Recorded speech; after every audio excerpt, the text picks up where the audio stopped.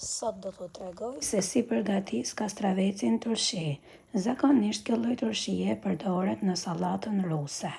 Për të përgatitur këtë lloj turshie, duhet të zgjidhim kastravecin sa më të njohur. Pra krejt të ndryshe nga perimet e tjera të cilat i zgjedhim sa më të forta dhe të pjekura, kastraveci duhet sa më i njohur.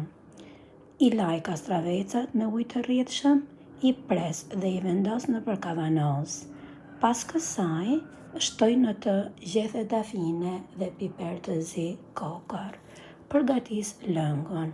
Për lëngun, për 5 kg kastraveca, unë kam përdorur 2 shishe uthull 1 litrshe dhe 6 litra ujë. Në këtë përzierje, shtoj 2 gota krip të zezë dhe 1 gotë sheqer. I përziej derisa lëngu të valoj dhe i shtoj nëpër kavanoz.